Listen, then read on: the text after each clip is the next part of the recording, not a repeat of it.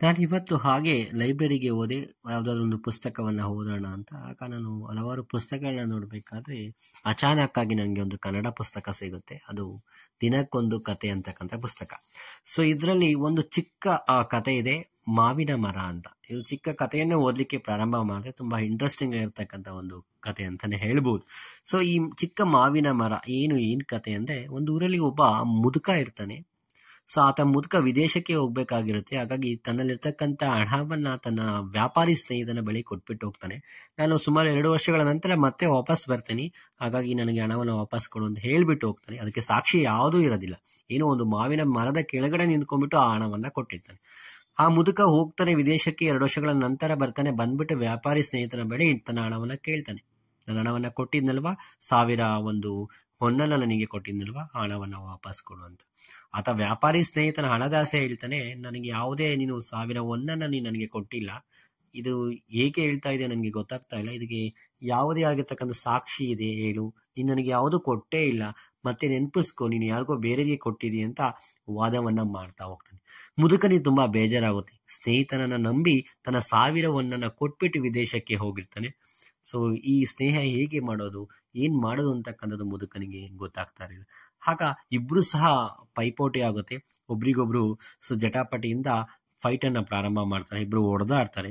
ಅದಾದ ನಂತರ ಆ ಮುದುಕ ಈ ಸಮಸ್ಯೆನ ತಗೊಂಡು ಮಂತ್ರಿ ಬೀರ್ಬಲ್ ಬಳಿಗೆ ಹೋಗ್ತಾನೆ. ಆ ಬೀರ್ಬಲ್ ಕೇಳ್ತಾನೆ, ನೀನು ಹಣವನ್ನ ಕೊಟ್ಟಿದೀಯಲ್ವಾ ನಿನ್ನ ಸ್ನೇಹಿತನಿಗೆ, ಈ ಹಣವನ್ನ ಕೊಟ್ಟಾಗ ಯಾವುದಾದ್ರೂ ಕಾಗದದಲ್ಲಿ ಬರೆಸ್ಕೊಂಡಿದೀಯಾ ಅಂತ ಆ ಮುದುಕನಿಗೆ ಮಂತ್ರಿ ಕೇಳ್ತಾ ಹೋಗ್ತಾನೆ. ಆಗ ಮಂತ್ರಿ ಪಾಪ ಹೇಳ್ತಾನೆ, ಸರಿ. ಆ ಮುದುಕ ಹೇಳ್ತಾ ಹೋಗ್ತಾನೆ, ನಾನು ಯಾವುದನ್ನೂ ಬರೆಸ್ಕೊಂಡಿಲ್ಲ, ಹಾಗೆ ನಾನು ಕೊಟ್ಬಿಟ್ಟು ಹೋಗಿದ್ದೆ.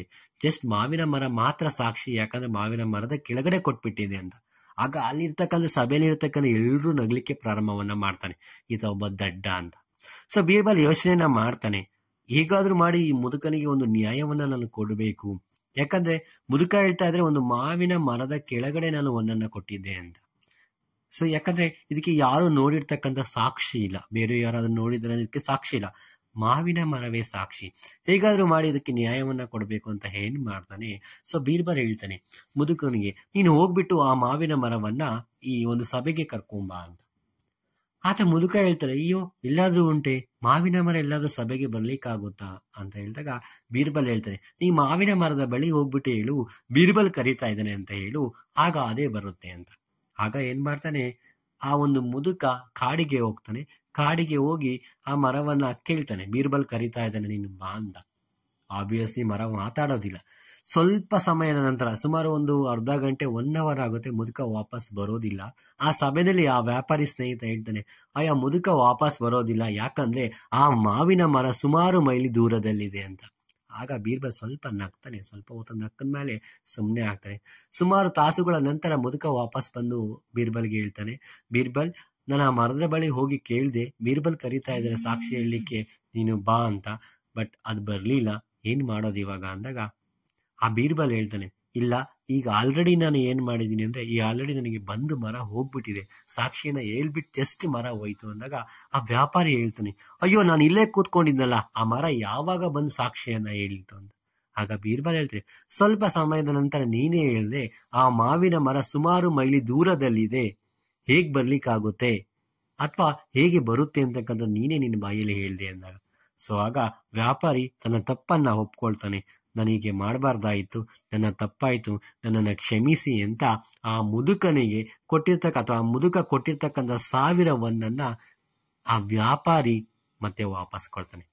ಪ್ರೀತಿಯ ಸ್ನೇಹಿತರೆ, ಸ್ನೇಹದಲ್ಲೇ ಆಗಿರ್ಬೋದು, ಪ್ರೀತಿಯಲ್ಲೇ ಆಗಿರ್ಬೋದು, ಯಾರಿಗೂ ಸಹ ಮೋಸವನ್ನ ಮಾಡಲಿಕ್ಕೆ ಹೋಗ್ಬಾರ್ದು. ಸೊ ಬೀರ್ಬಲ್ ಒಬ್ಬ ಅದ್ಭುತವಾಗಿರ್ತಕ್ಕಂಥ ಮಂತ್ರಿ. ಇದೇ ರೀತಿ ಹಲವಾರು ರೀತಿಯಾಗಿರ್ತಕ್ಕಂಥ ಜನರ ಸಮಸ್ಯೆಗಳನ್ನ ತುಂಬಾ ಸ್ಮಾರ್ಟ್ ವರ್ಕ್ ಇಂದ ಅಂತ ಹೇಳ್ತಾರಲ್ಲ, ಹಲವಾರು ವಿಧಾನಗಳಿಂದ ಸಮಸ್ಯೆಗಳನ್ನ ಬಗೆಹರಿಸಿರ್ತಕ್ಕಂಥದ್ದ ನಾವು ನೋಡ್ಬೋದು. ಈ ಕಥೆಯನ್ನ ಓದಿ ನನಗೆ ತುಂಬಾನೇ ಖುಷಿ ಆಯ್ತು. ಯಾಕಂದ್ರೆ ಖುಷಿ ಅನ್ನೋದಕ್ಕಿಂತ ಬೀರ್ಬಲನ ಒಂದು ಚಾತುರ್ಯತೆ ಬಗ್ಗೆ ತುಂಬಾನೇ ಖುಷಿ ಅಂತಕ್ಕಂಥದ್ದು ಆಯ್ತು. ಧನ್ಯವಾದಗಳು ನನ್ನ ಪ್ರೀತಿ ಎಲ್ಲ ವೀಕ್ಷಕರಿಗೂ ಸಹ.